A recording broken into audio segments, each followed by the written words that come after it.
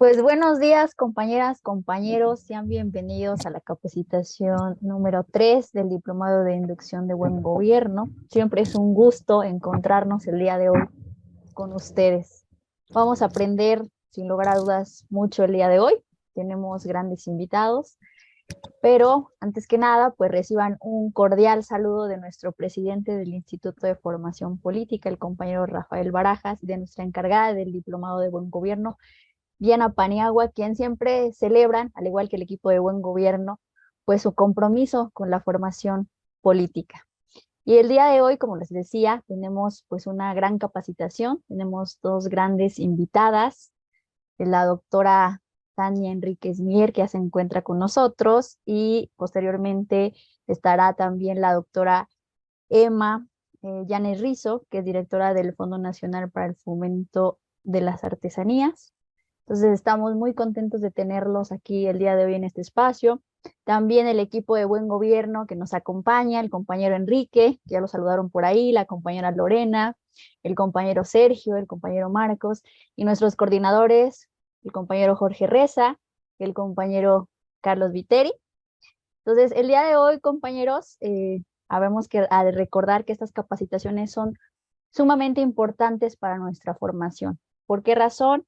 Bueno, porque justamente es el momento en el que podemos escuchar muchas de las experiencias de los gobiernos progresistas en términos de ámbitos municipales, federales o estatales, en el que se puede ver, ¿no?, el diseño y la implementación pues, de las políticas públicas y la gran labor que se hace de llevar pues, este proyecto de la Cuarta Transformación pues al servicio, ¿no?, de toda la sociedad. Es muy importante mencionar que los temas que vamos a abordar el día de hoy pues son claves, ¿no? El tema, por supuesto, de la prevención de la violencia y el delito, que es un tema de seguridad, y por supuesto también el tema de la cultura, que siempre son, ejes que nos han llevado no solo a reflexionar sobre lo que se ha hecho dentro del gobierno, sino la construcción misma que institucionalmente está acompañando este proyecto. Y al día de hoy, pues vamos a tener la oportunidad de escuchar a nuestras compañeras estas grandes experiencias, que vamos a aprender pues bastante. Yo les pido que seamos respetuosos con nuestras ponentes, que escuchemos muy atentos todo lo que nos vienen a compartir el día de hoy.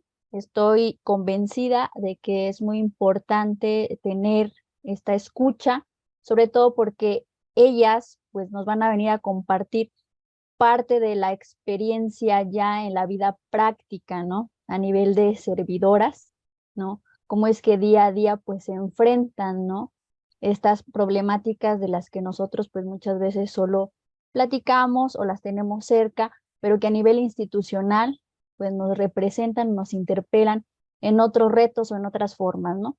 Entonces es muy importante tener esta escucha, compañeros, compañeras, y bueno, pues sin más preámbulos de mi parte, los dejo con nuestro compañero famosísimo y buen querido Enrique Telles.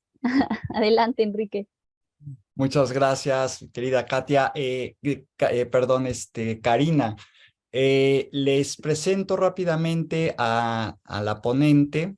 Eh, Ay, perdón, se me puso aquí algo. Ok, ya, perdón. Tania Enríquez, quien amablemente nos ha aceptado esta invitación, es candidata a doctora en ciencia política, tiene estudios de posgrado por la Universidad Sorbona de París y la George Washington University.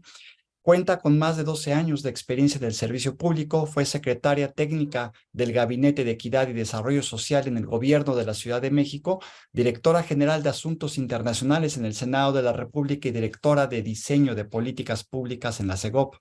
Es defensora de los derechos humanos de niñas, niños y adolescentes. Se especializa en temas de prevención de la violencia contra las mujeres, seguridad pública y prevención del abuso sexual infantil. Se destaca por su participación en la elaboración de programas y acciones para la protección y defensa de niñas, niños y adolescentes víctimas de violencia. Actualmente es titular de la Unidad de Prevención de la Violencia y el Delito en la Secretaría de Seguridad y Protección Ciudadana y coordina, entre otras acciones, la estrategia de redes por la prevención de las violencias y las adicciones en las escuelas primarias y secundarias de municipios con mayor violencia, el programa Más Base, Menos Violencia, ferias de paz y desarme voluntario. Durante su carrera académica ha presentado diversas publicaciones y conferencias entre las que destacan temas de seguridad y prevención de la violencia, y se ha desempeñado también como profesora de maestría en la Universidad Iberoamericana. Bueno, pues sin más, estimada compañera Tania Enríquez, tienes la palabra. Listo, pues. Muchísimas gracias, Karina, Enrique. Saludo con mucho cariño, pues, a quienes participan en este diplomado de inducción al buen gobierno de la Cuarta Transformación, y que tiene que ver, como ya bien lo dijeron, con la cultura de paz, la prevención de la violencia, del delito en la Cuarta Transformación. Obviamente, pues agradezco la invitación y el espacio que nos abren a las y los funcionarios ahí con ustedes en el Instituto de Formación Política. Muchísimas gracias, compañeras, compañeros, por pues organizar todo esto que es muy necesario y muy importante. Entre otras cosas también, pues mandarles un cordial saludo de parte de la Secretaria de Seguridad y Protección Ciudadana, la licenciada Rosa Isela, quien también nos ha pedido colaborar y trabajar y poder mostrar lo que hemos venido haciendo desde la Secretaría de Seguridad y Protección Ciudadana. Así es que, bueno, pues el tema que el día de hoy me compete tiene que ver con lo que hacemos dentro de la Secretaría, que es la prevención de la violencia y el delito. Entonces, bueno, para mí comenzaría diciendo que la prevención es una de las razones más importantes de actuar de las instituciones de seguridad, pero no nada más de la Secretaría de Seguridad, sino de diversas instituciones de la Administración Pública Federal. Aunque pareciera muy sencillito el término de prevención, ¿no? Que digamos es adelantarse a que suceda algún hecho delictivo, lo cierto es que necesita una comprensión mucho más compleja, y que eso lo vamos a ir viendo digamos, en la capacitación o en la plática que hoy voy a dar con ustedes, porque no necesariamente hablamos de una estrategia específica de prevención, sino la prevención se tiene que ver como un enfoque multicausal y que además tiene diversas aristas. Entonces, no nada más les voy a explicar un poco lo que hemos venido haciendo, cuál es el enfoque desde el gobierno federal en el tema de prevención, sino en una segunda parte un poco mostrarles algunos casos prácticos, digamos, de los programas y por qué los hemos hecho como los hemos hecho, ¿no? Y qué incidencia hemos empezado a tener dentro de esos programas.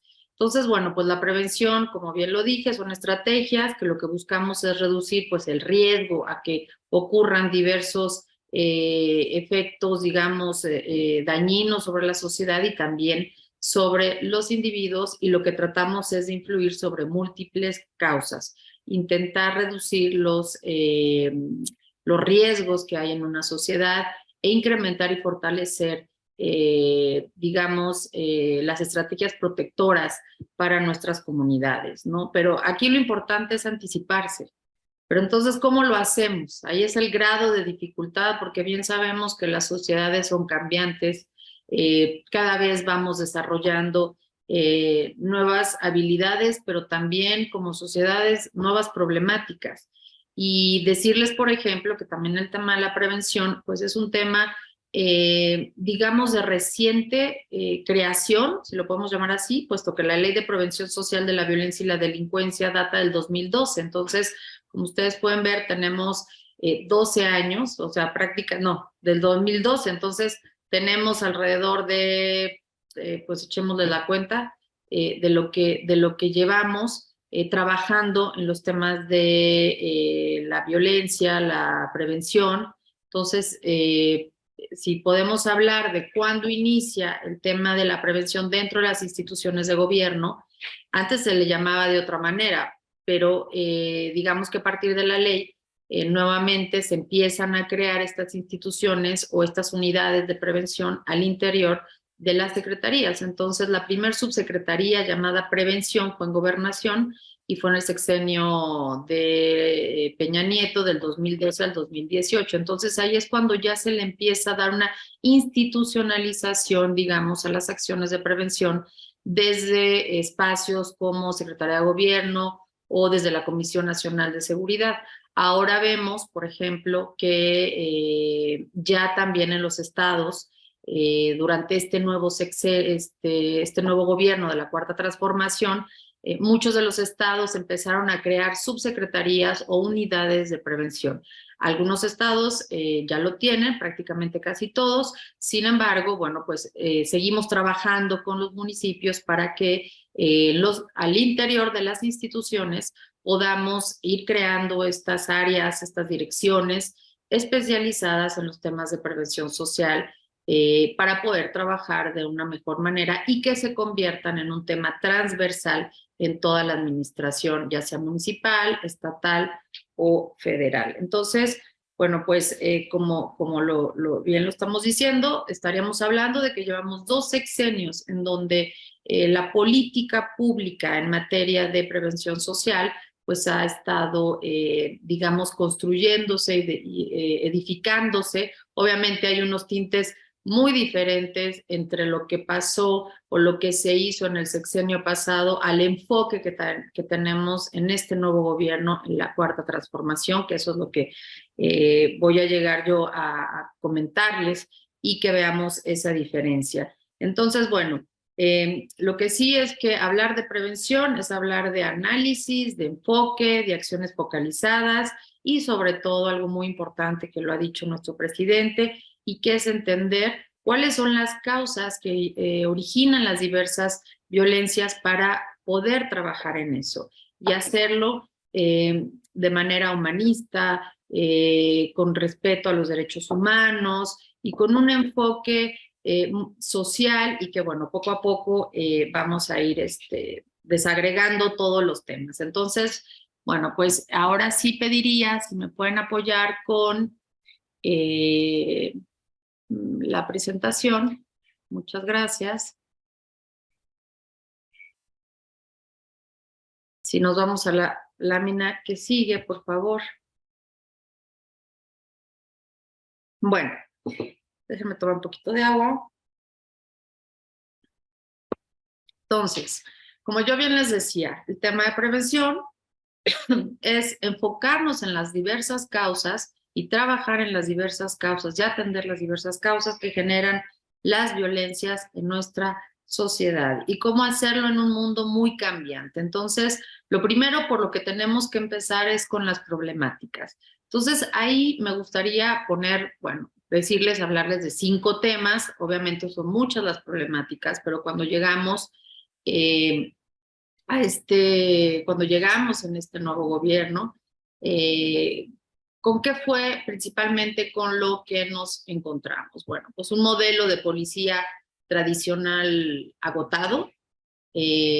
Teníamos que construir un nuevo modelo de policía, y cuando hablo de un nuevo modelo de policía es romper con ese paradigma, ¿no? Con ese actuar de una policía punitiva, reactiva, y pasar más a una policía de proximidad, de cercanía, con la comunidad y con la gente.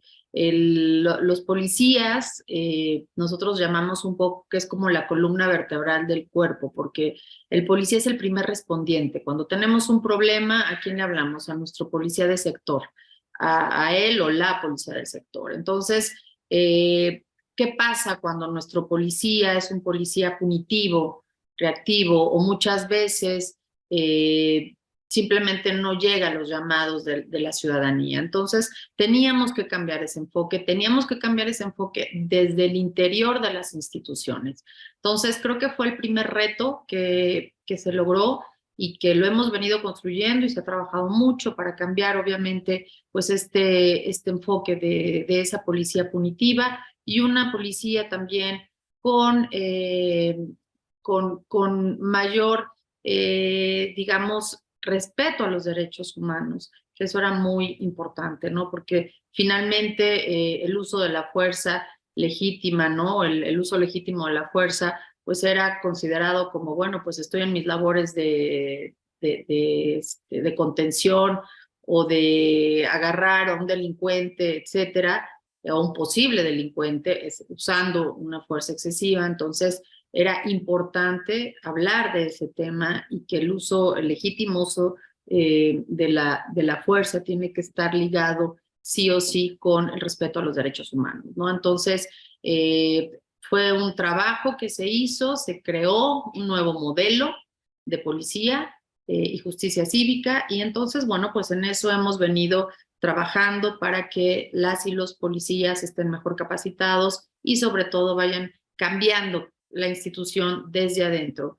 Por otra parte, pues, ¿qué es lo que cuando llegamos encontramos? Un aumento de la violencia interpersonal y del delito. Vimos cómo los homicidios se dispararon. Si bien había comenzado en el gobierno de Calderón, pues imagínense en el de Peña Nieto, iba hacia arriba y con Peña Nieto se sube. Entonces llegamos con una alta índice de homicidios en el país, en donde uno de los primeros, digamos, acciones fue intentar, pues, contener la alza, porque iba en crecimiento. Digo, no tengo aquí la gráfica, pero sí hubo un crecimiento exponencial terrible en el gobierno de Peña Nieto. Entonces, una de las principales cuestiones era poderlo primero contener, que es lo que se ha venido haciendo, y a partir del año pasado ya ha venido a la baja el tema del homicidio. Por ejemplo, ya en el 2022 tenemos una reducción del 10% de homicidios si lo comparamos con el 2021. Una cosa que la verdad es que ha sido muy difícil, pues, pero se ha logrado, y creo que es uno de los grandes retos que seguimos todos los días trabajando, pero que vamos bien, que vamos muy bien bajo la instrucción de nuestro presidente. Entonces, bueno, pues la parte de la integridad física, los delitos que no teníamos, digamos, los últimos 10 años, de repente también en el sexenio pasado empezaron a dispararse el tema del secuestro, la extorsión, y por ejemplo el caso del secuestro se ha reducido en un 70% en este gobierno. Entonces, bueno, pues es bien importante también hablar de las cosas buenas y de los logros que se han tenido, porque finalmente, como ustedes bien saben, tenemos a una prensa que se dedica a contar los muertos todos los días, ¿no? Entonces tenemos el muertómetro, ¿no? Que es digamos que es el indicador con el que se nos mide en materia de eficiencia, en el tema de seguridad, pero decir que no nada más vamos a la baja, que ya tuvimos un 10% entre el año pasado, si lo comparamos con el 2021, sino que también en otros delitos hemos venido a la baja. Entonces, bueno, creo que también es muy importante dar los logros que se han hecho, pues.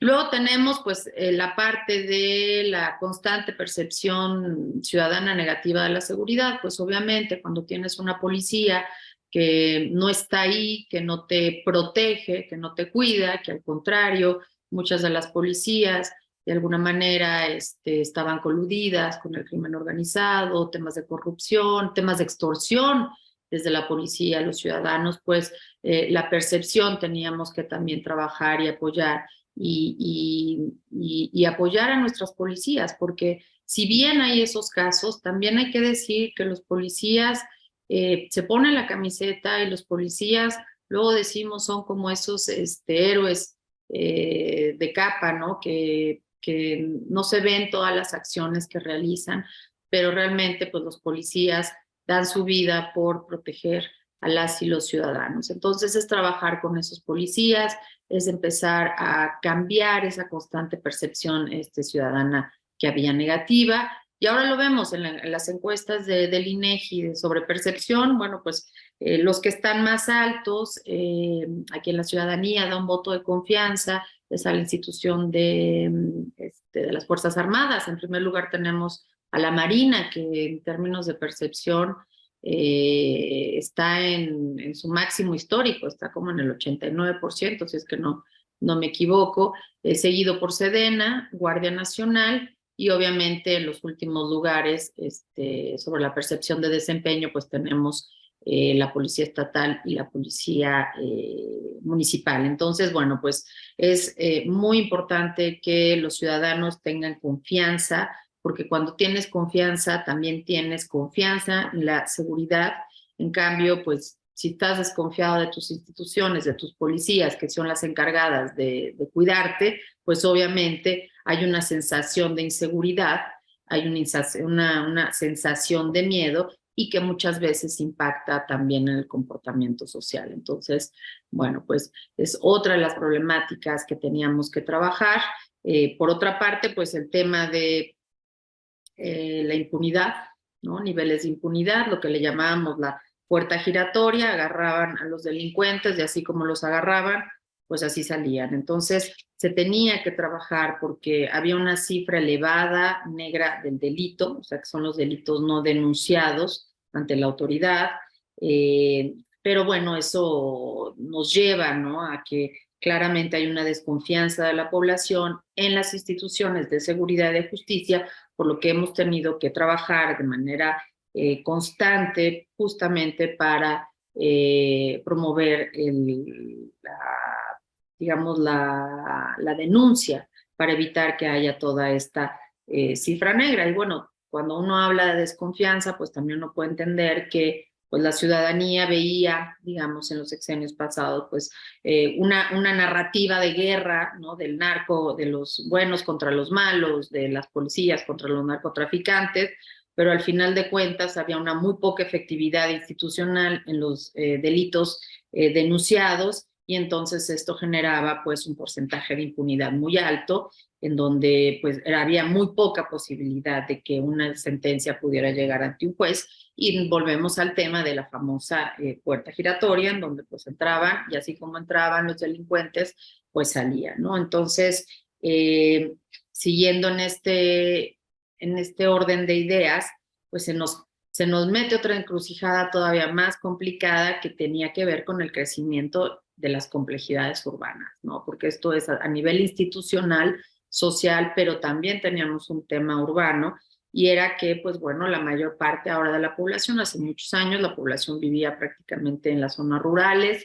La tendencia fue cambiando en el siglo pasado, el crecimiento exponencial que se dieron en varias ciudades, pues empezó a generar que ciertos municipios tuvieran ciertas problemáticas más enfocadas pues en el tema de la inseguridad, porque como bien sabemos, pues la complejidad y el crecimiento de las ciudades pues vienen acompañadas de contextos, de emergencias, ¿no? Y que nos colocan como instituciones a tener que estar preparados para atender esto. Entonces, se convierte en un reto y todo un esfuerzo también de planeación y desarrollo de políticas públicas para atenderlas y resolverlas. Y eso tiene también mucho que ver con la seguridad.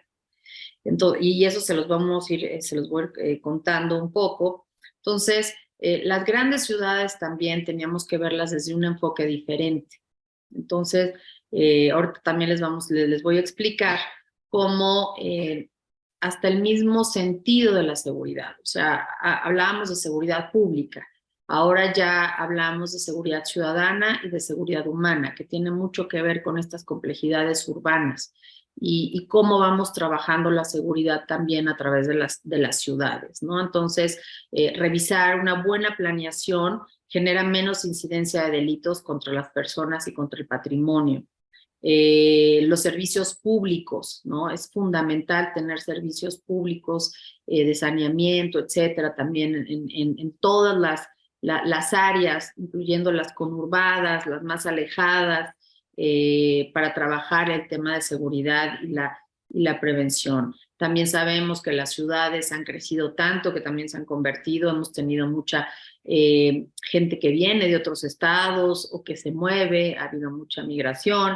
Entonces, pues eso genera que las ciudades que van teniendo muchísima más población que llega, pues también hay menos, digamos, oportunidades. Entonces, eso es lo que tenemos que trabajar, que las ciudades también sean ciudades equilibradas, en donde haya oportunidades para otras, ¿no? Y eso es lo que hace que tengamos siempre que estar trabajando, porque la prevención, cuando hablamos de prevención, hablamos de territorialización de las acciones. Entonces, por eso es muy importante trabajar en las complejidades urbanas para entender que en los lugares donde vamos a intervenir, donde vamos a llegar, tiene que ver con un estudio, con un análisis de contexto desde un enfoque urbano, pues de un enfoque de ciudad, de municipio, de estado. Si es que, si pasamos a la que sigue, por favor. Entonces, bueno, a partir de eso les puse algunas de las problemáticas. Problemáticas cuando llegamos encontramos varias, muchas. Sin embargo, bueno, pues para no alargarme, porque tampoco tenemos tanto tiempo, ¿qué es lo que intentamos o qué es lo que se hizo por instrucción desde la presidencia, desde nuestro presidente, y qué teníamos que hacer como nuevo gobierno al interior de la Secretaría de Seguridad y Protección Ciudadana y sobre todo en la parte de prevención? ¿Cuál era la perspectiva que teníamos que atender? Pues la primera, que es la que nuestro presidente, si ustedes se fijan en las mañaneras, en los discursos, ha sido una comunicación reiterativa, y es que es muy importante que lo tengamos claro. La prevención es atender las violencias desde varios enfoques preventivos. Entonces, y sobre todo atender las causas que originan todas las violencias. Entonces, bueno, pues desde aquí es centrar nuestra acción con todos esos factores de riesgo que generan la violencia y el delito. La violencia en casa, por ejemplo, es un factor de riesgo para que después tengamos violencia en la comunidad. Y así les voy a ir explicando con los casos de cómo esas estrategias y cómo atender esas causas, la falta de la deserción escolar, por ejemplo, la falta de medicinas, la falta de atención médica, la falta de trabajo, cómo influye todo eso en la violencia en una comunidad, ¿no? Entonces, para nosotros era muy importante trabajar en las causas, ¿no? Y atenderlos desde el enfoque preventivo.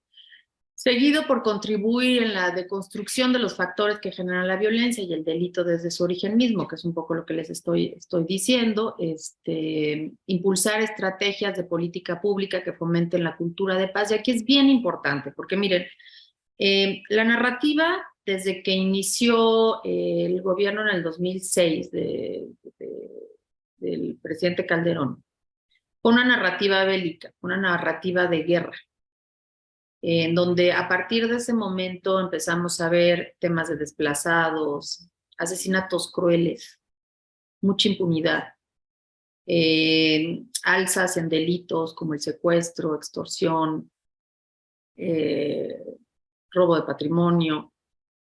Pero sobre todo lo más importante es que esta narrativa bélica y esta narrativa de guerra, de los buenos contra los malos, del ejército contra o los policías, contra el narcotráfico, realmente en esas narrativas que después siguió el presidente Peña Nieto, y si podemos hablarlo de 12 años de narrativa de guerra, teníamos que destruir, pues, y volver a construir una narrativa de cultura de paz. Porque, ¿qué es lo que pasa? Es muy peligroso normalizar este tipo de narrativas y normalizar la violencia que además estas narrativas empezaron a generar, porque entonces nos acostumbramos a ellas, nos acostumbramos a la narrativa de la violencia, y era muy importante que nuestro cotidiano, o por lo menos ese cotidiano de esos 2 años, empezáramos a romper con eso, ¿no? Entonces, cuando nuestro presidente decía abrazos, no balazos, o la secretaria de Seguridad y Protección Ciudadana siempre lo comenta de manera reiterada, venimos a ganar la paz, ¿no? No a ganar una guerra, no estamos aquí para hacer una guerra, estamos aquí para construir la paz. Entonces, era muy importante, es muy importante ir rompiendo con esa narrativa de guerra por un lado, que creo que hemos logrado y hemos tenido muchos logros con relación a eso, y también ir rompiendo con esa narrativa de la normalización de la violencia, porque imagínense ustedes que este tipo de comunicación que inicia desde el gobierno, desde las instituciones, pues cómo va permeando dentro de las comunidades hasta llegar a la casa de cada quien. Y si a eso le sumamos la divulgación y difusión en los medios de comunicación, pues entonces una sociedad se vive en guerra, y se vive en guerra desde hace 12 años, desde que inició el 2006, ese sexenio, 2012 hasta el 2018. Entonces imagínense ustedes la capacidad ya de asombro ante la violencia que tiene pues nuestra sociedad, y eso es lo que tenemos que romper. Tenemos que romper y que exista pues una nueva narrativa que la esté existiendo y que ya está pues, ya está sembrada esa semilla, y ya estamos viendo, ¿no?, cómo le están saliendo ya las primeras hojas, e inclusive en algunos lugares las primeras flores, de cómo tenemos que construir pues esta cultura de paz. Entonces, una de las perspectivas era eso: tenemos que cambiar el discurso y tenemos que hablar de cultura de paz y construcción de paz. Y bueno, pues seguimos con fortalecer la capacidad de gestión de las instituciones locales para la reducción de la violencia y la delincuencia. Como yo bien les he dicho, desde el gobierno federal tenemos que trabajar con lo local. Entonces, la prevención es vista desde lo local. La única manera para poder incidir y tener resultados no es desde el escritorio, haciendo manuales de buenas prácticas en materia de prevención, sino la única manera es bajar al territorio y trabajar de manera focalizada con las comunidades para también entender lo que está pasando, porque no es lo mismo, digamos, la violencia que se vive en el norte a la que se vive en el centro del país o a lo que se vive en el sur. Entonces, en una misma ciudad, inclusive podemos ver cómo existen diferencias, violencias y problemáticas entre una colonia y otra, entre una delegación y otra, entre un municipio en un estado y otro. Entonces, eso es lo que tenemos que hacer: trabajar con la comunidad y sobre todo apoyar a las instancias municipales, quienes es el gobierno de mayor cercanía. Entonces, nuestra labor ha sido estar en el territorio, con las comunidades, con los gobiernos municipales, justamente para poder fortalecer la capacidad de gestión. No somos un gobierno en donde estamos desde el escritorio armando papers, documentos de buenas prácticas. Por otra parte, pues es muy importante que ya cuando estemos ahí, que sea fomentar la participación de la ciudadanía, de la sociedad civil. Y en efecto, ahí estoy leyendo de Luz María Ortega Torres, en efecto, trabajar en los diagnósticos participativos para el diseño, implementación y evaluación de las políticas de prevención y violencia del delito. Antes decían diagnósticos participativos al lado de la gente. Claro, pues esta es la seguridad ciudadana. La seguridad ciudadana es que el gobierno, en colaboración, en conjunto, pues, con la ciudadanía, porque ¿quién mejor que la ciudadanía que nos pueda explicar cuáles son las problemáticas que viven desde su ámbito de casa, desde su ámbito de colonia y al final, pues, comunitario? Entonces, es muy importante poder realizar estos diagnósticos participativos, y eso es uno de los pilares de prevención. La prevención tampoco se puede hacer única y exclusivamente. Claro que son insumos que nos funcionan mucho porque los debemos de tener, todas las estadísticas que generan, digamos, INEGI, el secretariado y otras instancias que tienen toda esa información, pero no podemos realizar diagnósticos de intervención, de prevención, si lo hacemos única y exclusivamente con el dato duro, sino que tenemos que ir a las comunidades, y de ahí la importancia de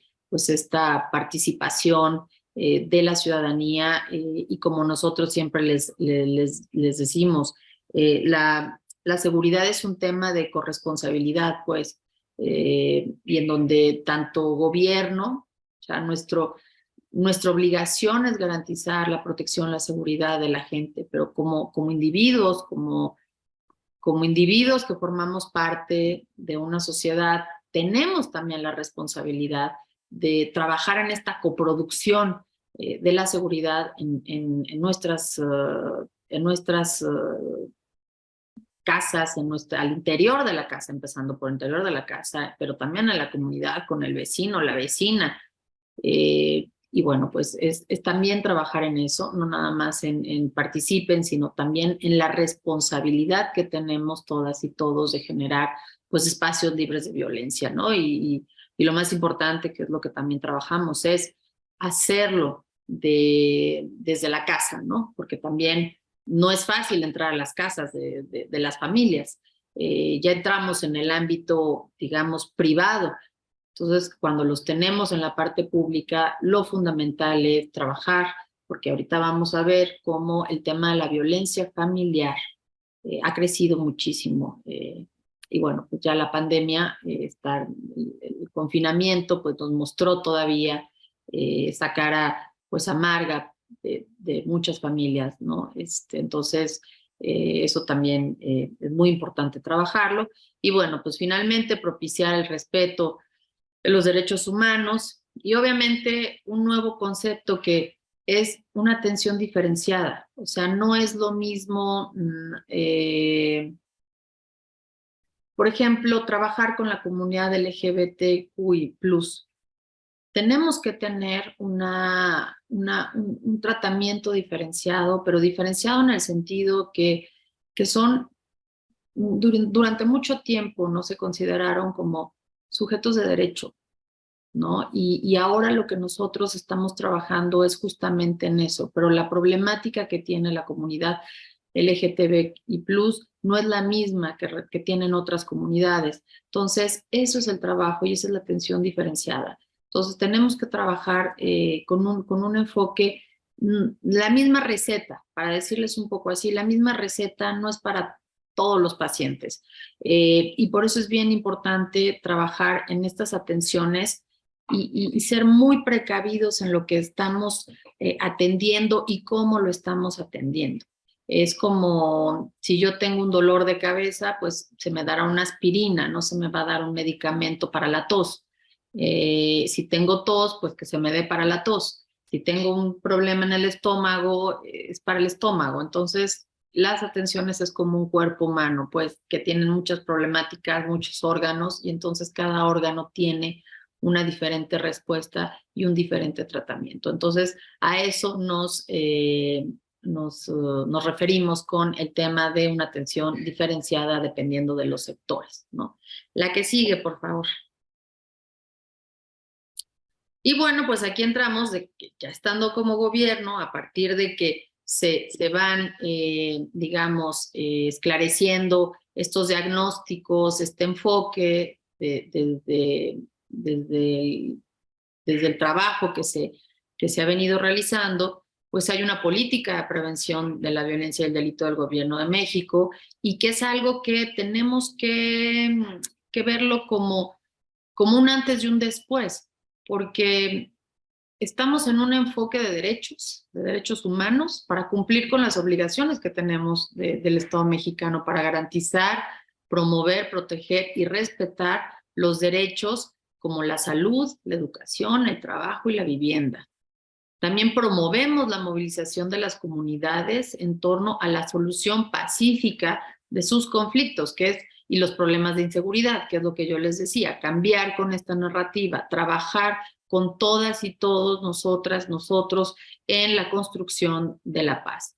Y también sentar bases para la reconciliación entre la sociedad y las instituciones encargadas de brindar seguridad, procurar e impartir la justicia. Entonces, si se fijan, a partir de cómo inicié con las problemáticas que veíamos, pues sí había un divorcio, si lo podemos llamar en esos términos, entre la policía y la sociedad.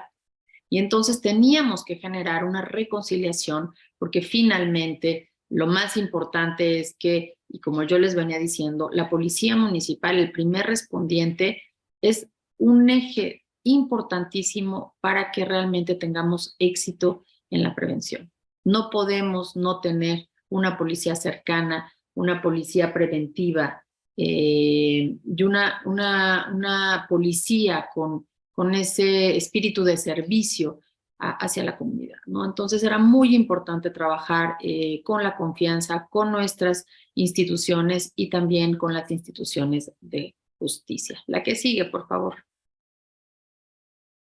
Y bueno, la política de prevención de la violencia y el delito de nuestro gobierno persigue los siguientes fines, nuevamente, es construir la paz, restituir los derechos, promover el bienestar a nivel comunitario, generar la eficacia colectiva frente a los problemas de inseguridad y la reconstrucción de la legitimidad de las instituciones de seguridad y de justicia.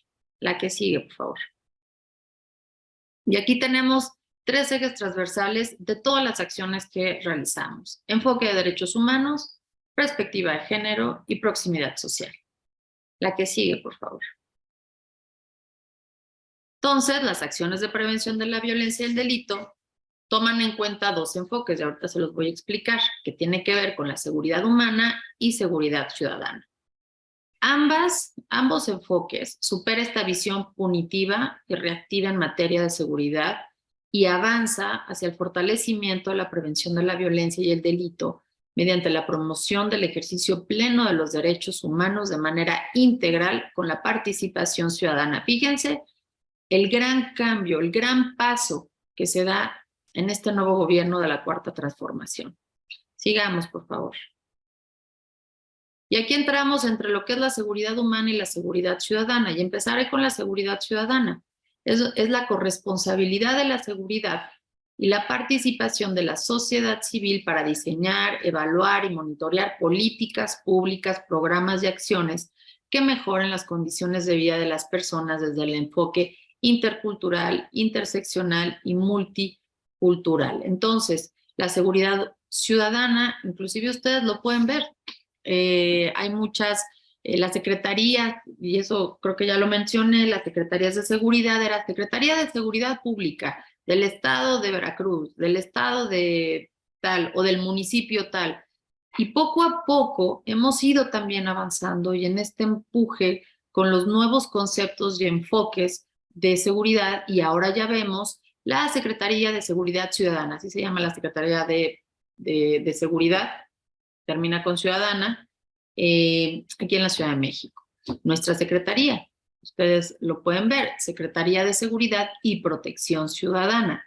Y hay un concepto todavía más amplio, que es la seguridad humana, ¿no? Que es la protección del núcleo vital de todas las vidas humanas, de forma que se mejoren las libertades humanas y la realización de las personas. ¿Qué es lo que nos dice la seguridad humana?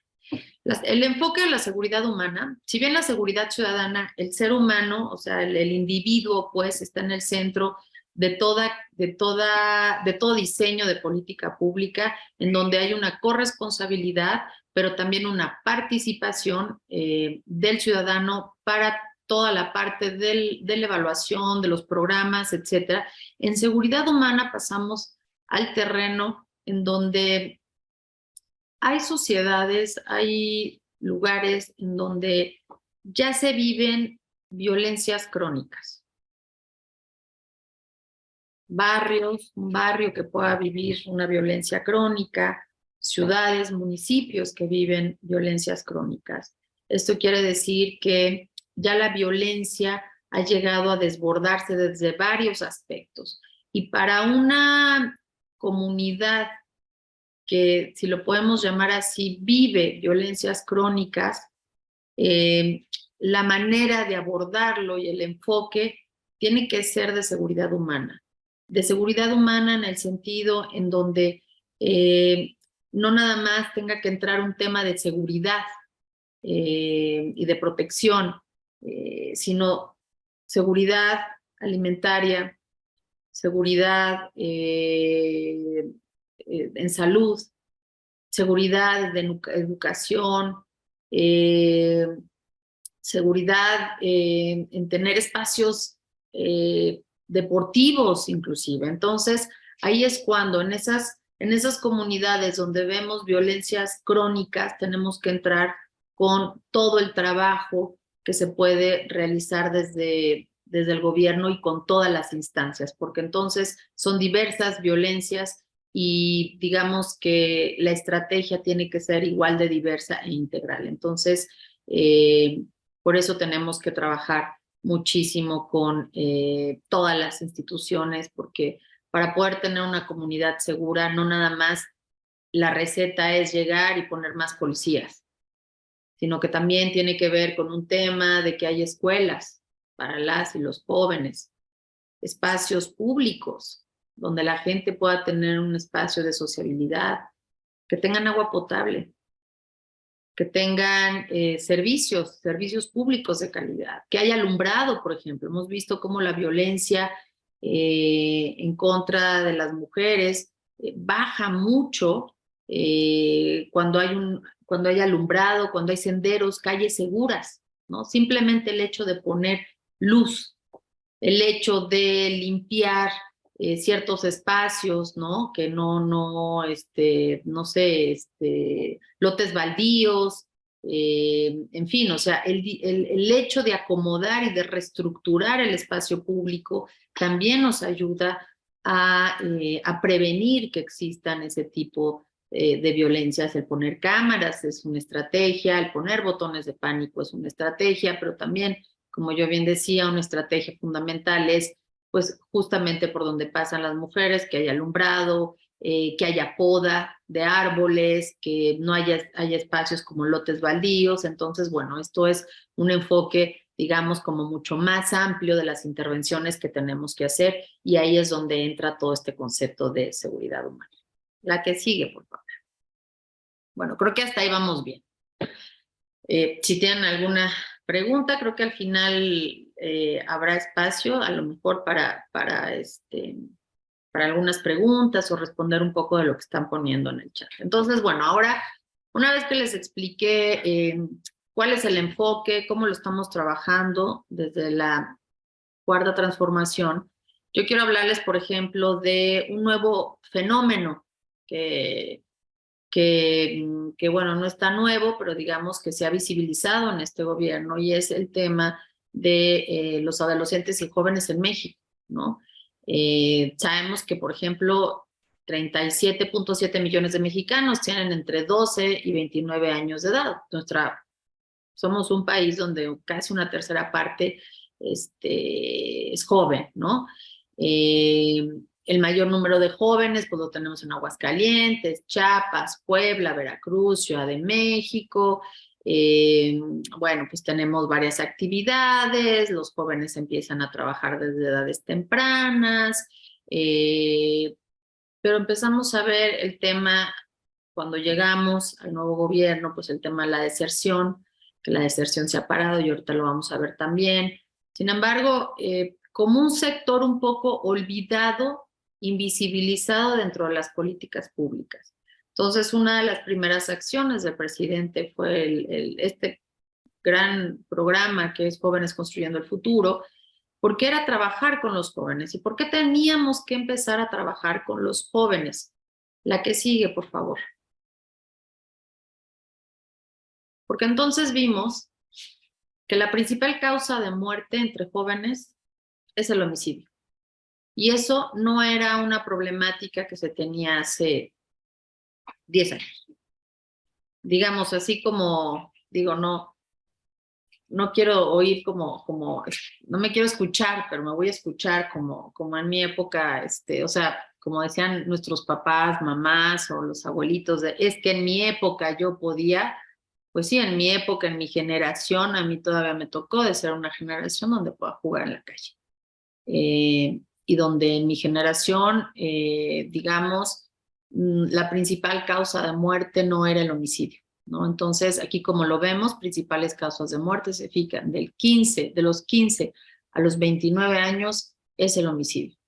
Entonces, eso es algo que finalmente no nada más nos pone en un momento de alarma, sino realmente de preocupación y de ocupación de qué es lo que tenemos que estar haciendo justamente para evitar que los jóvenes sean las principales víctimas e instrumentos de agresión, porque el homicidio, obviamente gran parte de estos jóvenes, el homicidio pues es con arma de fuego, y no nada más eso, sino que forman parte de agresiones, porque ellos mismos forman parte de la delincuencia organizada, ¿no? Entonces, ¿qué era lo que estaba pasando? ¿Por qué teníamos digamos, este número tan alto de muertes en los jóvenes? Y lo más triste, que como sociedad digamos que el homicidio doloso es la principal causa de muerte entre los jóvenes de 15 a 29 años. Entonces, ahí es donde decimos, bueno, vamos a trabajar en el tema de los jóvenes, vamos a empezar a realizar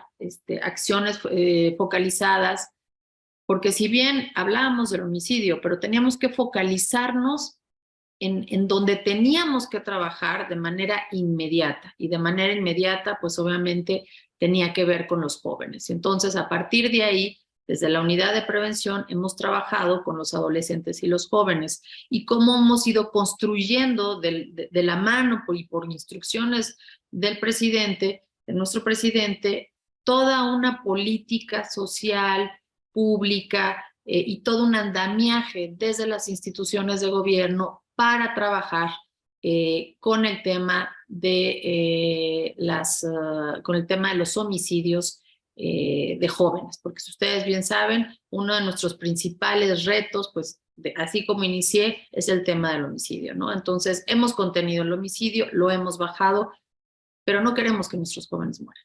Entonces, bueno, la que sigue, por favor. Y bueno, entonces nos dimos cuenta que muchos de los jóvenes estaban participando en el crimen organizado, y lo que hicimos fue, nos fuimos a los centros de internamiento desde la unidad de prevención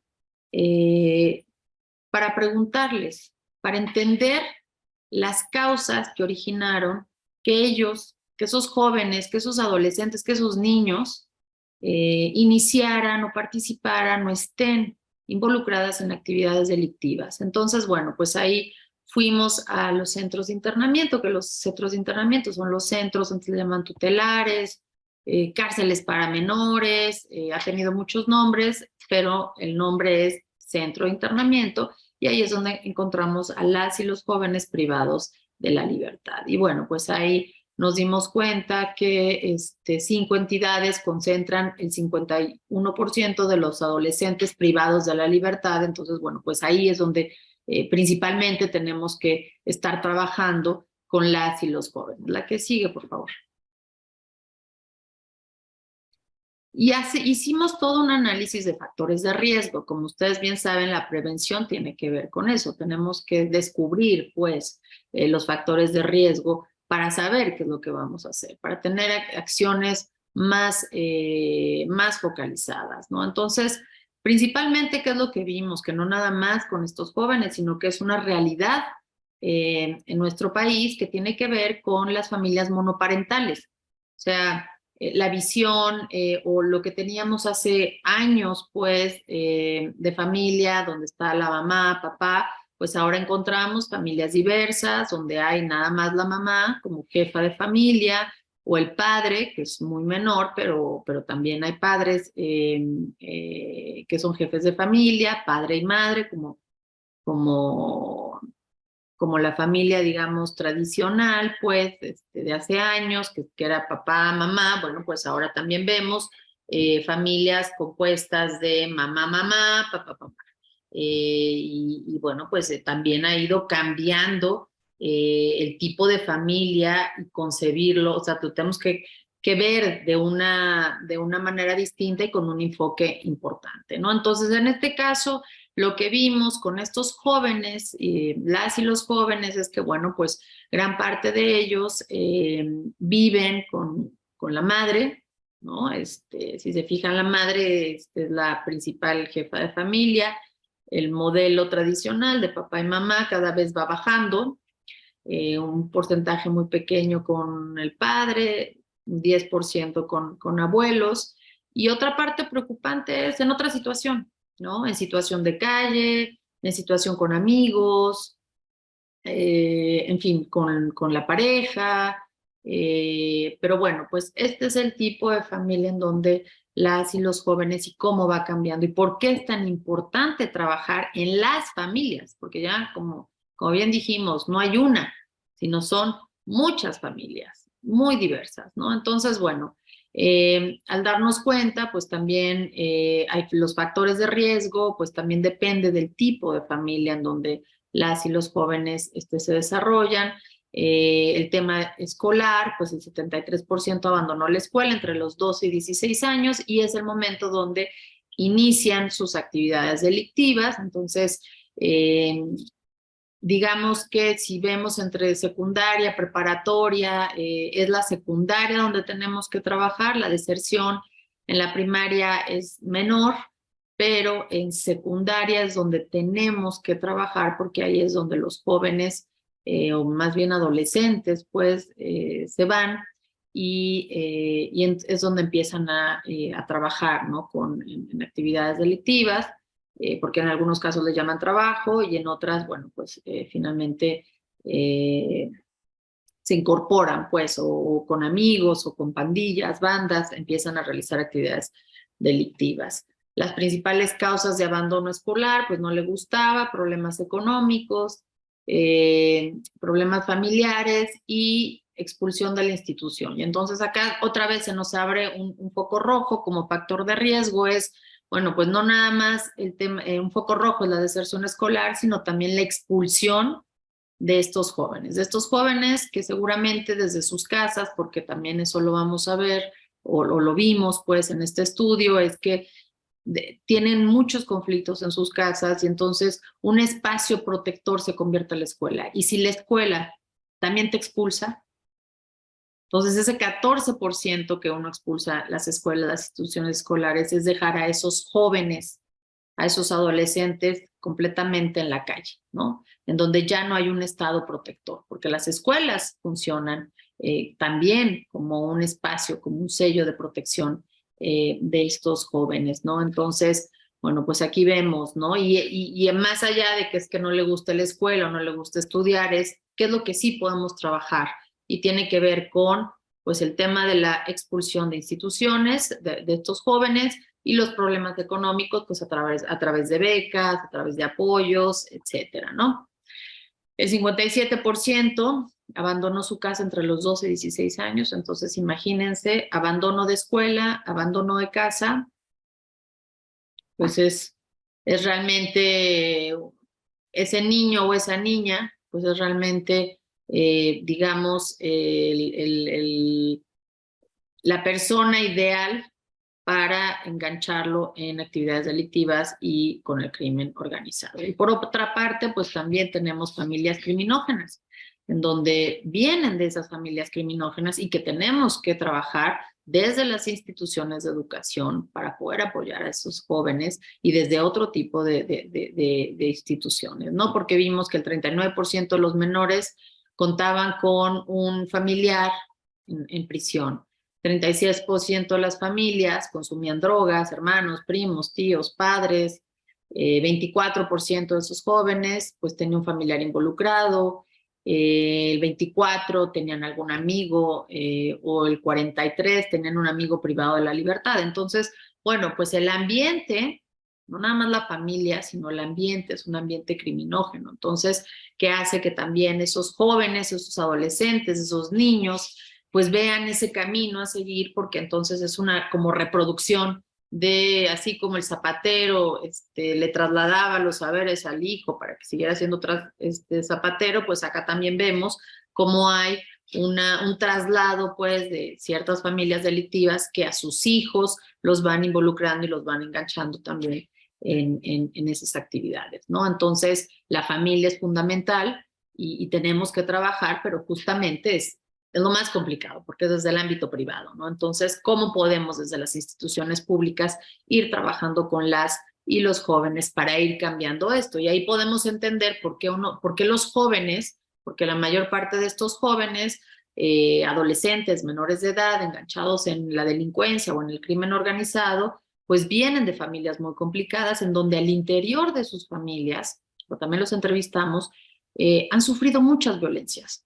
O sea, han sufrido acoso sexual, hostigamiento sexual, golpes, abandono, en fin, o sea, podemos ver toda una gama de problemática, ¿no? Abandono del padre, maltrato por parte del padrastro, en fin, ahí podemos entender cómo infancia es destino. Entonces, de ahí la importancia de trabajar también en las infancias y también tener un enfoque diferenciado, pues, para el tratamiento de estos jóvenes que finalmente los menores de edad, pues, bueno, siguen siendo todavía un poco niños, pues, no son jóvenes porque de 18 no es lo mismo los de 18 a 29 que los de 12 a 18 años, ¿no? Entonces, la que sigue, por favor. Entonces, bueno, imagínense que estos jóvenes, que es como uno va entendiendo, y entonces ahí es donde uno empieza a trabajar en cómo vamos a atender las causas que originaron que estos jóvenes sean generadores de tal violencia, ¿no? ¿Y qué tipo de actividades realizaban estos jóvenes? Pues vemos que la mayor parte de los que están ahí cometieron más de un delito, pero principalmente el homicidio. La mayor parte de esos jóvenes estuvieron en el homicidio, delitos contra la salud, tortura, robo, reclutamiento, secuestro y halconeo, ¿no? Parte de las familias, casi un 30% de las familias, estaban enteradas de las actividades delictivas de los jóvenes, porque inclusive recibían dinero de los jóvenes, ¿no?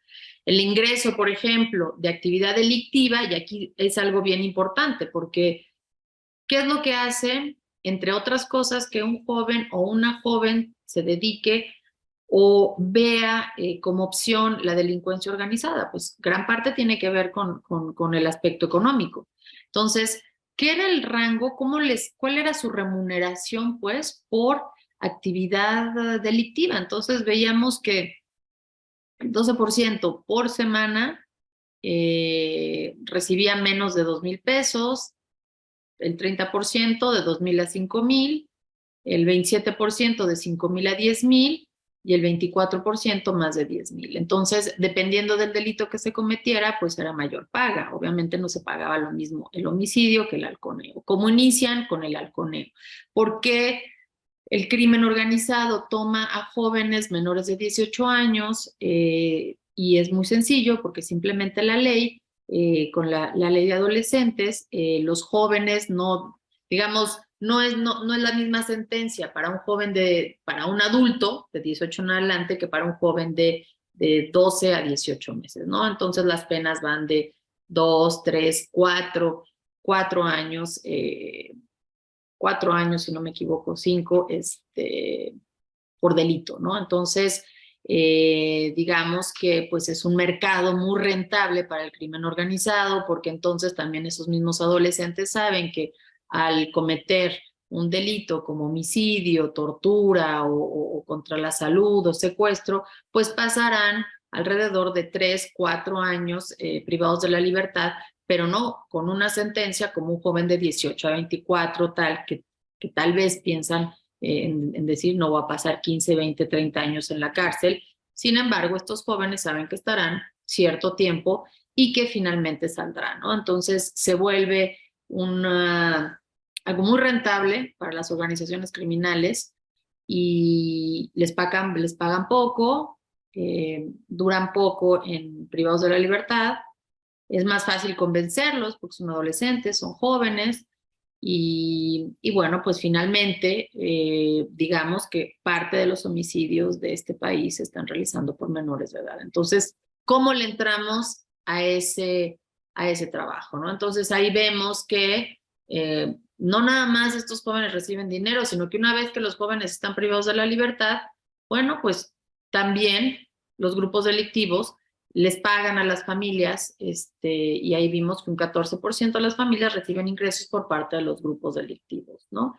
Entonces, nos dimos cuenta que el mínimo por actividad era un tema de 1,000 pesos, pero más bonos, si haces el homicidio, levantamiento, secuestro, droga, tal, pues de 10 a 50,000 pesos, ¿no? Obviamente estos jóvenes de 12 a 18 años, menores de edad, reciben un entrenamiento específico en casas de seguridad o campamentos, los enseñan a usar el uso de armas, tortura, etcétera. Entonces, bueno, todo esto para decirles que los diagnósticos tienen que ser muy precisos y cuando hablamos de los jóvenes involucrados y del homicidio en jóvenes, pues tenemos que ver exactamente cuáles son, ¿no? Y entonces aquí nos damos cuenta, en efecto, que tenemos que trabajar con los jóvenes que están en secundaria, principalmente, porque ahí es la deserción y ahí es el momento en donde los engancha.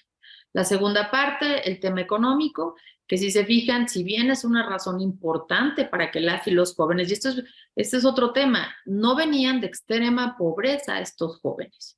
Entonces, encontramos un porcentaje muy menor de jóvenes que realmente venían de extrema pobreza. La mayor parte de estos jóvenes vienen de espacios en la ciudad, pues, o sea, de las ciudades, no vienen de espacios rurales.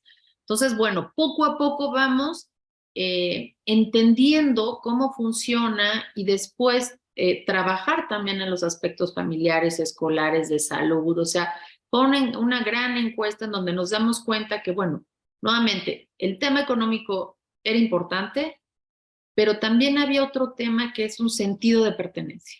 O sea, estos jóvenes, las y los jóvenes querían, o al entrar a un grupo delictivo, a una pandilla, era un sentimiento de pertenencia, de protección, de seguridad, que entra más en el ámbito simbólico y que también tenemos que trabajar, porque en sus casas hay mucho abandono.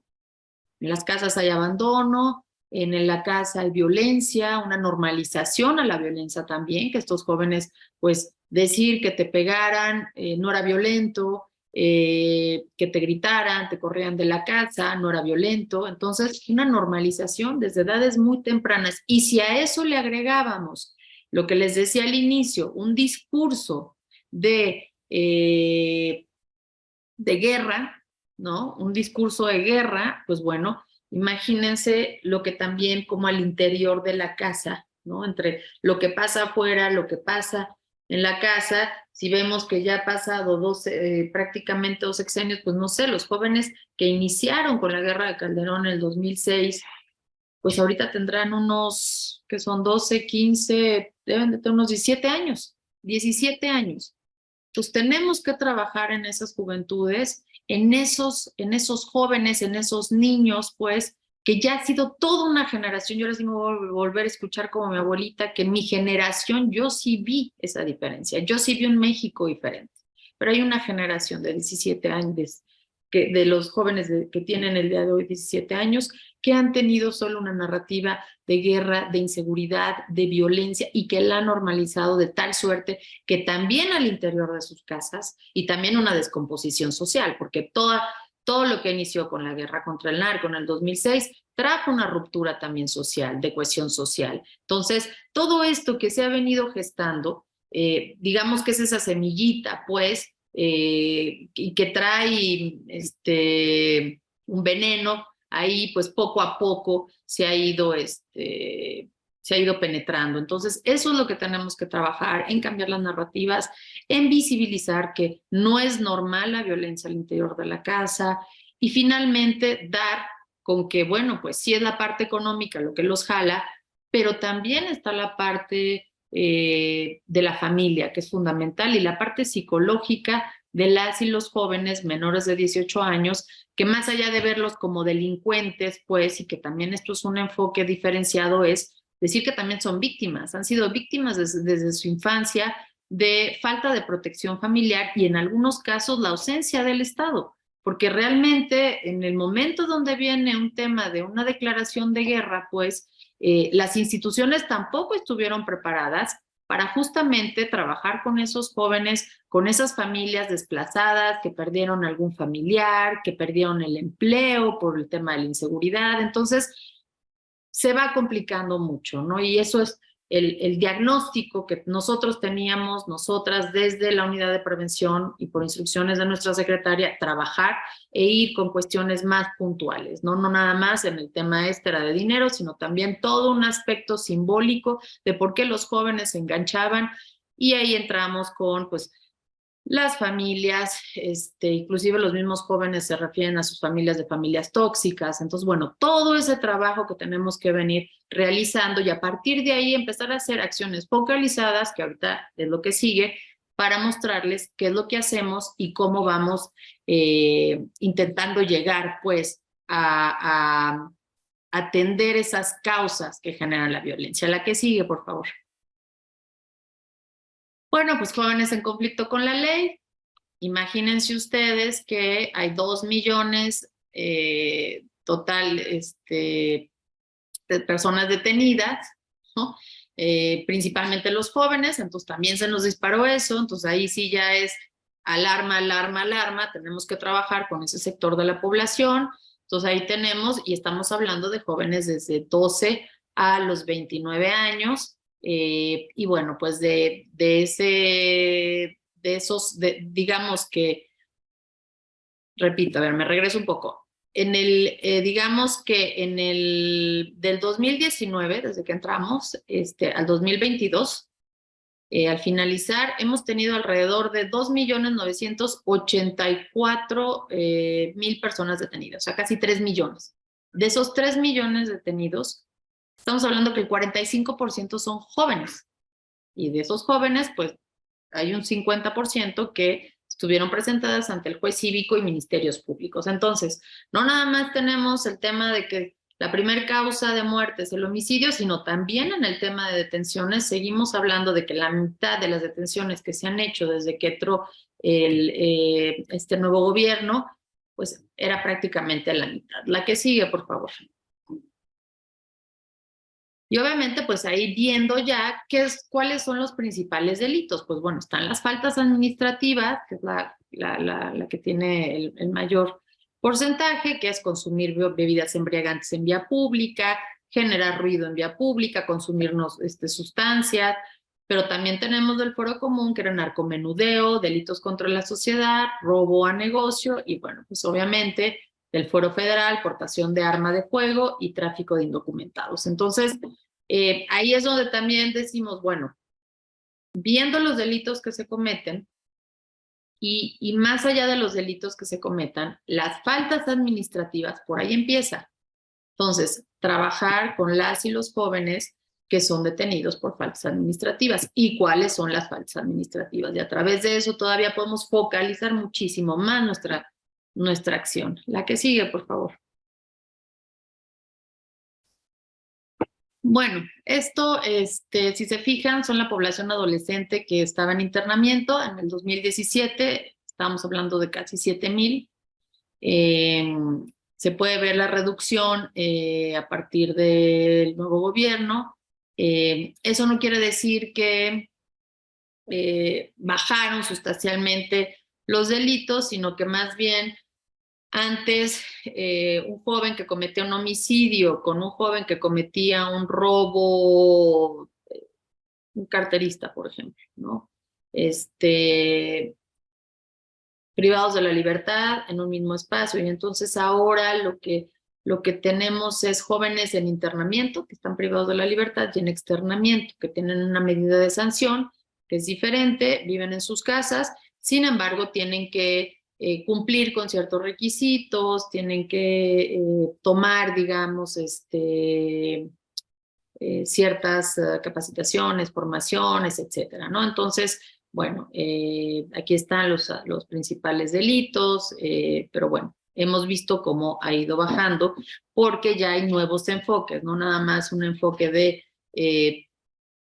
cometiste un delito, sanción, privación de la libertad, sino que ahora ya hay otras modalidades. La que sigue, por favor. Y bueno, aunado a todo esto, tenemos otro problema que tiene que ver con las adicciones. Y si se fijan, otra de las prioridades de nuestro gobierno ha sido pues el tema de la salud. El tema de la salud, tenemos un gran problema con nuestros vecinos en Estados Unidos, porque las muertes por sobredosis, imagínense que las muertes por sobredosis en el 2021, 21-22, que no ha cambiado mucho, es alrededor de 110, 120,000 personas al año. Entonces, eso obviamente son grandes consumidores. Y lo que no queremos es que México, ya lo estamos viendo lo que están pasando allá, ya hay muchos reportajes sobre el tema del fentanilo, el tema de los zombies, en partes de en barrios ahí en Los Ángeles, pero también en México empezamos a ver que tenemos una demanda importante de tratamientos y cómo se ha subido, pues, por el consumo de cannabis o de anfetaminas, ¿no? Y aquí podemos ver, por ejemplo, la demanda en tratamiento de un año al otro en la población de 15 a 24 años y cómo ha subido, pues, esa tendencia en donde lo verdecito tiene que ver con el cannabis, pues, y las otras con todos los opioides, ¿no? Entonces, sí vemos, pues, no, perdón, o sea, los colores son las edades, ¿no? De 15, 19, 20, 24, pero sí vemos una reducción entre el uso de cannabis, ¿no? Que era la principal droga, que sigue siendo la principal droga que consumen las y los jóvenes en las escuelas. Sin embargo, vemos cómo va bajando el consumo de cannabis y sí el tema de las anfetaminas va creciendo, ¿no? Y sobre todo el histórico de tratamiento en anfetaminas. Pues, ustedes ven cómo ha ido y en la gráfica que tenemos a la izquierda, ahí podemos ver, ¿no? Demanda de tratamientos por cannabis es del 31% y estimulantes de tipo anfetamínico es del 31%, ¿no?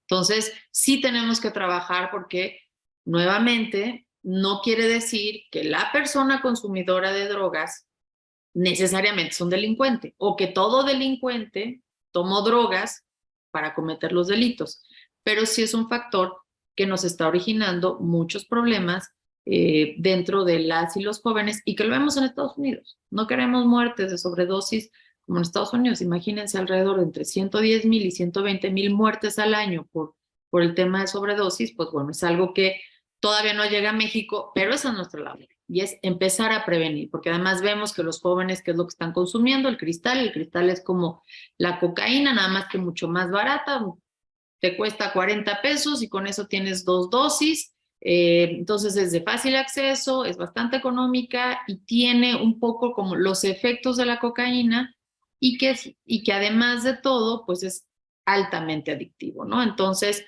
sí vemos cómo los adolescentes y los jóvenes, pues justamente está el cannabis y estamos llegando al tipo de anfetaminas, ¿no? Entonces, tenemos que trabajar.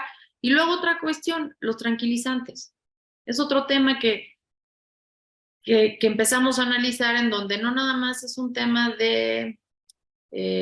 sea, el tema de los tranquilizantes mucho tiene que ver porque los jóvenes están experimentando, y eso lo estamos viendo en las escuelas, que ahora les vamos a pasar lo que estamos haciendo y cómo a través de estos diagnósticos, cuáles han sido las cuestiones focalizadas que estamos realizando. El tema de los tranquilizantes tiene que ver con angustia, estrés, depresión. Entonces tenemos sociedades jóvenes, pues, que tienen y que están generando mucha angustia, mucho estrés, y ahí es lo importante de lo que es la salud pública, ¿no? Entonces, en el caso de las drogas, no se trata de criminalizar al consumidor, ¿no? Ahora se le llama consumidor de drogas, no se le dice drogadicto, pues, porque además también es un tema de discriminación la palabra drogadicto. Entonces, el usuario o el consumidor de drogas, el abordaje que se está haciendo desde el gobierno federal también es un abordaje de derechos humanos y sobre todo con enfoque de salud mental, ¿no? Es bien importante, de salud pública y de salud mental. Las drogas tienen mucho que ver con la salud mental. Entonces, este nuevo enfoque ya no es un tema punitivo. Es drogadicto, se va al anexo o se va a un centro de rehabilitación, sino un enfoque de verdad de salud mental, de entender también las causas desde la salud, pues, de por qué los jóvenes están ahí. Entonces, bueno, pues eso también nos ayuda a entender diversas cuestiones y hacer mejor nuestra prevención. La que sigue, por favor, porque ya se me está yendo el tiempo. Y bueno, pues aquí también un análisis de cuáles son los jóvenes beneficiarios. Tenemos dos becas importantes, que es la beca Benito Juárez, que es para los jóvenes en las escuelas, menores de edad estamos hablando, y Jóvenes Construyendo el Futuro, que es para los jóvenes mayores de edad. Sin embargo, ¿qué es lo que estamos viendo? Que bueno, pues tenemos que ampliar también la gama de beneficios y de programas para los adolescentes, ¿no? Entonces, sí tenemos que ir trabajando, pues, en ampliar esa gama y más de proyectos, de programas, y más en la población de 12 a 18, ¿no? La que sigue, por favor. Entonces, bueno, a partir de lo que hemos tenido y lo que hemos hecho y de lo que hemos revisado y de todo este preámbulo que les di, ahora ya entramos en materia de cómo empezar a armar políticas públicas, cómo irlas elaborando, construyendo, y lo más importante es con estos nuevos enfoques, ¿no? Con este nuevo enfoque, y a partir de eso tenemos un nuevo, empezamos con un proyecto que se llama Más BEIS, Menos Violencia. Estamos en 7 centros de internamiento para chavos privados de la libertad, y ahí nos hemos dado cuenta, pues ya trabajando con ellos el día a día, cómo podemos lograr la reinserción social, porque la reinserción social de estos jóvenes es muy complicada, es muy, muy complicada, porque muchas veces salen todavía siendo menores de edad, regresan a las familias, en donde son familias, como ellos mismos lo determinan, familias tóxicas, y cómo también no hay toda un andamiaje tal vez institucional para que ellos puedan no recaer pues en las actividades delictivas, en fin, ¿no? Entonces, bueno, pues este es un programa que traemos al interior de los centros de internamiento, con este nuevo enfoque en donde no estamos criminalizando a los jóvenes, al contrario, también son sujetos de derechos, y que también tienen la posibilidad, tal vez no todos, pues, porque también es una decisión personal, pero de poder, como dicen ellos, irse por la derecha. Y creo que por ahí tenía yo un video que quería pasarles del programa que tuvimos con los jóvenes. No sé si habría manera de pasarme el video de Más BEIS, Menos Violencia. Más BEIS, Menos Violencia es una iniciativa instruida por el presidente de México, Andrés Manuel López Obrador, dirigida a jóvenes de centros de internamiento en conflicto con la ley. El objetivo de esta acción es fomentar la reducción de conductas violentas a través de actividades deportivas, así como de impulsar la reinserción social y contribuir a su desarrollo personal. Pues yo para mí siento que está excelente, es un cambio de vida a lo que traíamos de allá afuera, a conocer deporte, conocer otras personas, convivir con otras personas, saber que hay más allá de lo que nosotros veníamos arrastrando desde nuestra infancia, ¿no? En este proyecto preventivo han participado 322 jóvenes de 14 a 22 años, quienes integran 12 equipos de 7 entidades federativas: Ciudad de México, Estado de México, Hidalgo, Morelos, Aguascalientes, Puebla y Zacatecas. Pues me gustó mucho, la verdad, nunca había visto un programa como este. Llevo casi 3 años aquí y pues es la primera vez que nos ponen tanta atención en cuestión a un taller, y que llegamos a algo tan formal y tan padre como este. Los jóvenes se prepararon arduamente para participar en el primer torneo regional de la iniciativa Más BEIS, Menos Violencia, en donde pudieron jugar y compartir experiencias con jóvenes de otros centros de internamiento. Se llevaron a cabo un total de 6 juegos en los diferentes centros que participan en esta estrategia, y el equipo ganador de este primer torneo fue Las Panteras, del Centro Especializado para Adolescentes San Fernando de la Ciudad de México. En 2023 el entusiasmo continúa y se lleva a cabo el segundo torneo regional, en el que se han celebrado 3 encuentros. Pues porque me ayuda a mantenerme con la mente despejada y no andar pensando en cosas malas.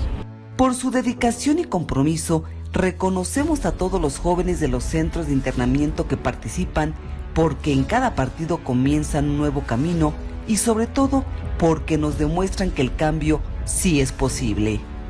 El béisbol no es un deporte más, es una oportunidad para ser una mejor persona. Sus compañeros de juego, sus familias y los entrenadores son parte del mismo equipo con una sola meta: el futuro. Yo siento que si no renaces, si no dejas todo aquí, todo lo malo que te reías, sería en vano todo el tiempo que estés aquí, ¿no? Ya que uno, si Dios quiere, sea libre, salir con otro pensamiento, con otras metas, con el valorar que la familia nos apoya, el que la gente cree en nosotros, ¿no? Porque muchas veces tenemos la etiqueta de, la verdad, ¿no? De delincuentes, de niños malcriados, de lo peor, ¿no? A veces para la sociedad. Y siento que esto nos hace creer en nosotros mismos y en el tener más esperanza. Con iniciativas como estas, seguiremos trabajando para que la reinserción social sea cada vez más una realidad en nuestro país. Los jóvenes son los protagonistas en esta historia y también tienen el poder de cambiar su propio destino. Se abren nuevas oportunidades. Vayan por ellas. ¡Felicidades!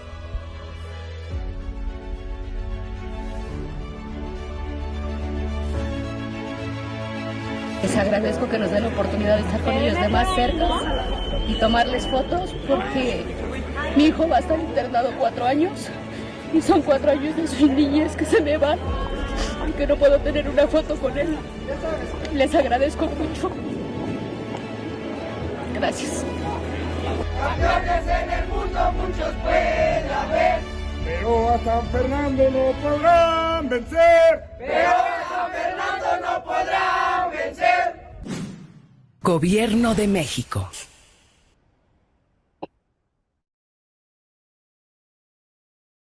Bueno, pues, ¿qué les digo? Para mí me pone siempre la piel chinita cada vez que veo ese video y que los vemos una vez por semana todos esos jóvenes y que eran jóvenes que, bueno, pues no había llegado este tipo de proyectos a los jóvenes que estaban privados de la libertad y que pues no nada más estamos ahí, sino que los sacamos a competir. Entonces llevamos a los de Puebla a Morelos y los de Morelos tal, y entonces también las familias ya se involucraron, como los ven están uniformados y trabajando en un sentido de pertenencia, pues que en este caso el sentido de pertenencia pues es su equipo, es su juego.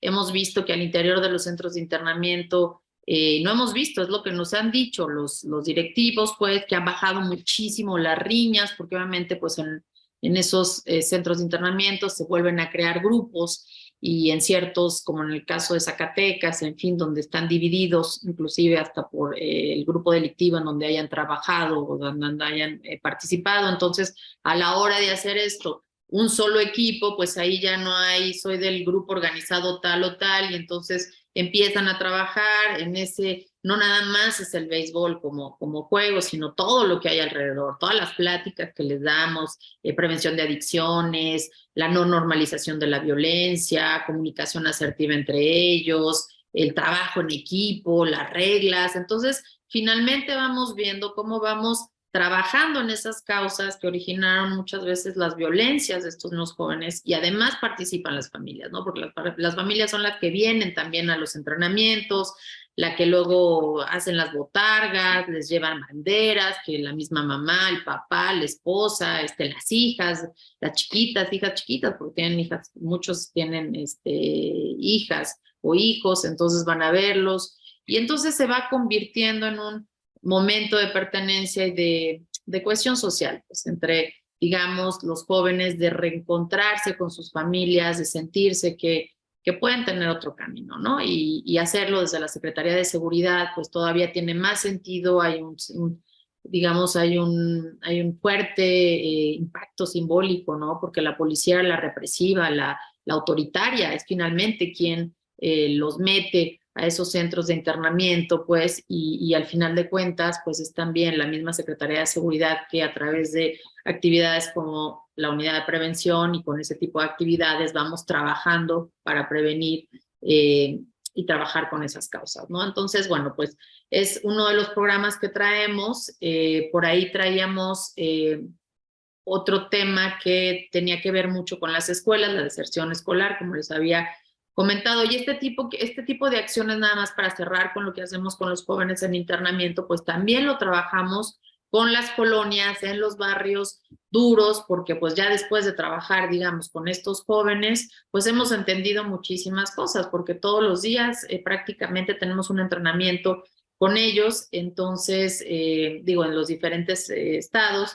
Entonces, bueno, ya podemos decir que entendemos las problemáticas y a partir de eso se nos ha hecho un poco más sencilla, pues, la intervención también en las comunidades con grupos, pandillas, y también traer toda una estrategia para prevenir el que los jóvenes se enganchen con el crimen organizado, ¿no? Hasta inclusive tenemos un observatorio que se llama, pueden entrar ustedes, en página de gobierno, es el Observatorio Nacional para Prevenir el Reclutamiento de Niñas, Niños y Adolescentes por el Crimen Organizado. Entonces, bueno, pues ahí también pueden ver todo lo que estamos haciendo justamente para trabajar con nuestras juventudes como objetivo primordial, pues obviamente que no sean enganchados, pero también ir disminuyendo el homicidio en menores de edad y que no sea la primera causa de muerte. Es más, no debería de ser la causa de muerte de que un joven muera por homicidio, ¿no?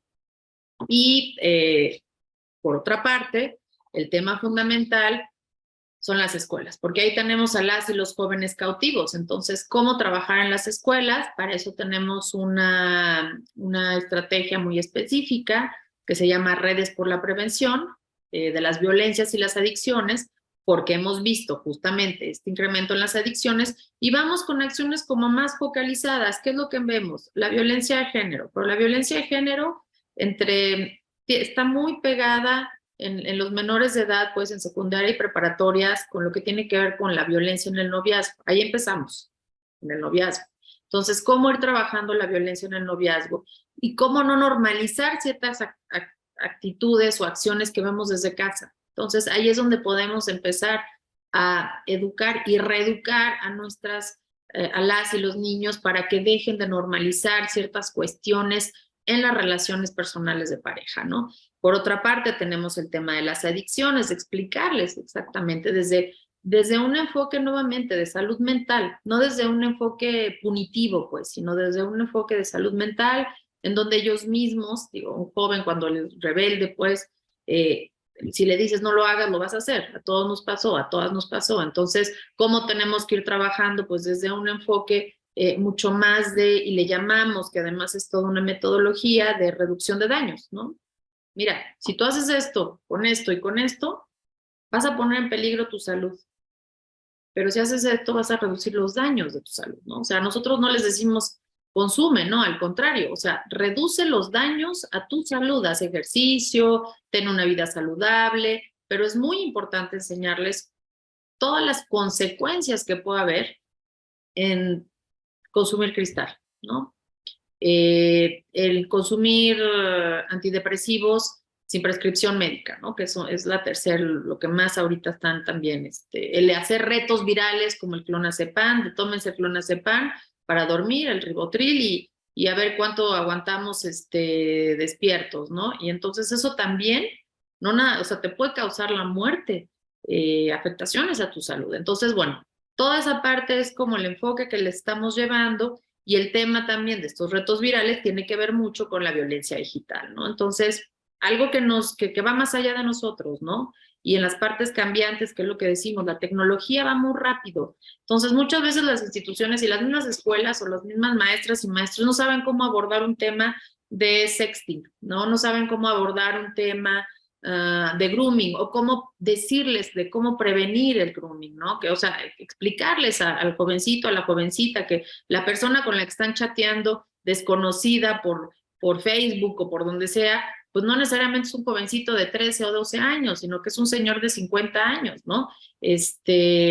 Hacerles entender que hay 80 millones de perfiles falsos en Facebook y cómo tiene que haber un autocuidado, ¿no? Entonces, bueno, trabajamos muchísimo el tema de la violencia digital porque pues ya no nada más estamos hablando de la vida real, sino que ahora estamos hablando de la vida digital, ¿no? Que también se vuelve real. ¿Y cómo entrarle a esos temas? Entonces, bueno, es parte el tema del suicidio, que no deja de ser un tema muy importante, el tema del suicidio, la depresión, la angustia, eso lo vemos muchísimo en los jóvenes, es un tema de verdad que no lo podemos dejar de lado porque prácticamente hay mucha ayuda. Entonces, piden mucha ayuda. Entonces, bueno, pues ahí obviamente colaboramos porque además todo esto tiene que ser un trabajo interinstitucional. Con el INJUVE nos apoya mucho, tienen una línea de contacto joven, entonces ahí los jóvenes explican, cuentan, encontramos ahí muchísimas temáticas en donde pues vamos refiriendo a las nuevas problemáticas que se van dando y entender también cómo son las y los jóvenes, porque no podemos llegar tampoco, menos desde prevención, con una visión adultocentrista, porque eso es lo que pasa, ¿no? Que vemos luego a los jóvenes de que no, pues es que no saben, nosotros sí sabemos.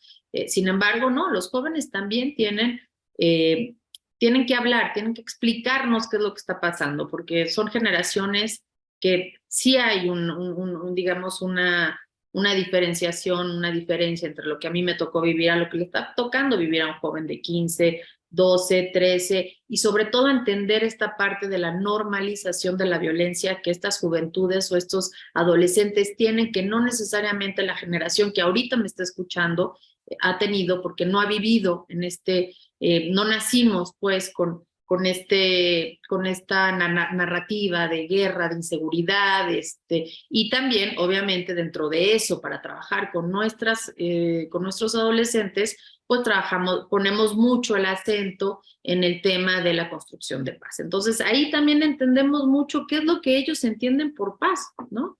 Porque ¿cuál es la construcción de paz? ¿Cómo es resolver un conflicto de manera pacífica? Y entonces ahí vemos ciertas nociones completamente diferentes pues a lo que nosotros de alguna manera pensábamos que iban a ser pues digamos ese enfoque, y bueno, pues esto nos ha ayudado muchísimo también a entender la noción de paz, de resolución de conflicto, y entender que pues la resolución del conflicto no es a través de los golpes, o las riñas, o la burla, o la discriminación, en fin. Entonces, bueno, pues son problemáticas, y por ahí también tenía un videíto, no sé si me puedan pasar el videíto de lo que hacemos en redes, por favor. En un momento lo pasamos. Compañera Tania, nada más para comentarte que quizás después del video ya pudiéramos concluir para que pasemos por lo menos una rondita pequeña de preguntas. ¿Sí? Fue el tiempo, sí es cierto. Perdón. Sí, sí. Es que no queremos interrumpir porque estaba muy interesante todo y la verdad estábamos todos mensajito. Bueno, vale. Nada más ese y ya Sí, sin problema. Adelante. Redes por la Prevención de las Violencias y las Adicciones en las Escuelas es una iniciativa que nació en 2022 para jóvenes de secundaria y planteles de nivel medio superior. Su objetivo es disminuir los diversos tipos de violencia y el uso de drogas en niñas, niños y adolescentes mediante pláticas presenciales y virtuales dirigidas a madres y padres de familia, así como a docentes y personal educativo clave. Aborda temas como violencia digital y de género, prevención del suicidio, cultura de paz y prevención del consumo de sustancias psicoactivas. También incluye jornadas de prevención y promoción de una vida saludable, un espacio de encuentro entre la población estudiantil y las instituciones de los 3 niveles de gobierno. Aquí se dan a conocer las acciones, programas y servicios que se aplican a través de actividades recreativas, culturales y deportivas. A la fecha, esta red está beneficiando a más de 134,000 estudiantes de 1,506 escuelas ubicadas en 336 municipios de 31 entidades con más de 875 acciones de prevención. Además, se diseñan y distribuyen materiales de difusión como guías y dípticos con temas alusivos a la protección de los jóvenes. Con las Redes por la Prevención de las Violencias y las Adicciones en las Escuelas, reafirmamos nuestro compromiso con las niñas, niños y adolescentes del país. Gobierno de México. Listo, ya.